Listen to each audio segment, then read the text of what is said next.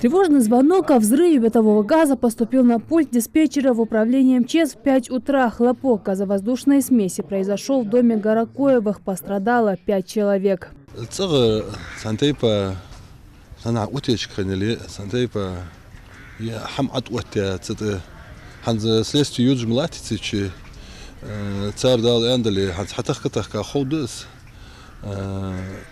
Точно, али шо уже да, собадрял. Мы сенхант, сантейпа возгорание, ханицичи, мотик, хани бодрял, что лахал хетрды латер.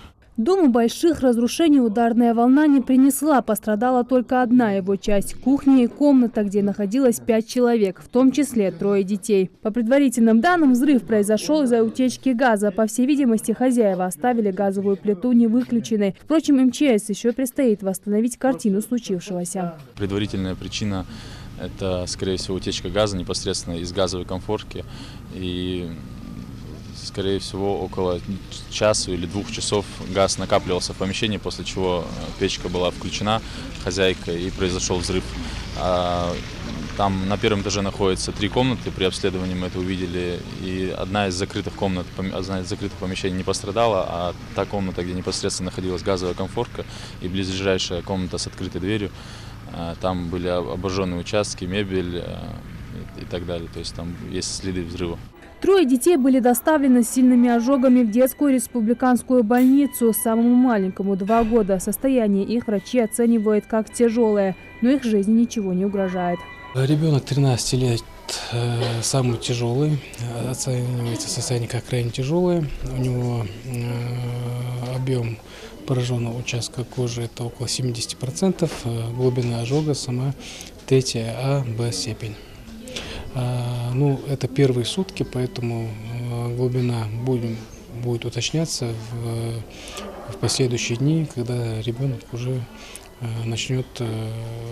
будут уходить отеки у этого ребенка.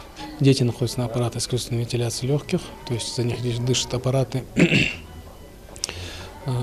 Проводятся противошоковые мероприятия. В реанимации находится мать и бабушка детей Мадины и Мака Горокоевы. Бабушка поступила в республиканскую клиническую больницу с 90% ожогами тела. Ее состояние, как и состояние дочери, врачи оценивают как крайне тяжелое.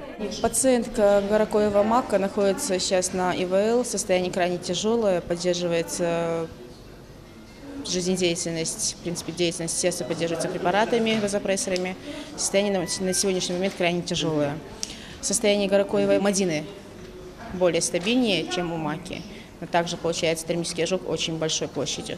На месте трагедии работают также газовые службы, проверяют газоанализатором отдельные точки под землей на предмет еще возможной утечки газа. Ведут подкоп, чтобы добраться до возможного места повреждения трубы. Создана специальная комиссия для проведения тщательной проверки по факту взрыва. Рассматривается также вопрос необходимости временно отселить жителей ближайших домов из опасной зоны. А вместе с тем МЧС предостерегает жителей республики быть внимательными в эксплуатации газового оборудования. Я бы хотел обратиться к жителям с тем, чтобы они были более бдительны, следили за своим газовым оборудованием, эксплуатировали его правильно и не подпускали к этому оборудованию детей. На сегодняшний день это уже 2-й случай взрыва газа в республике. Такое же ЧП произошло в Кантышево около 10 утра. Разрушений не последовало, но пострадал 1 человек, который также доставлен в больницу. Сейчас проводится консультация для отправки транспортабельных пострадавших в Федеральный ожоговый центр Нижний Новгород. Жадат Хулухоева, Магомед Даскиев, Новости 24.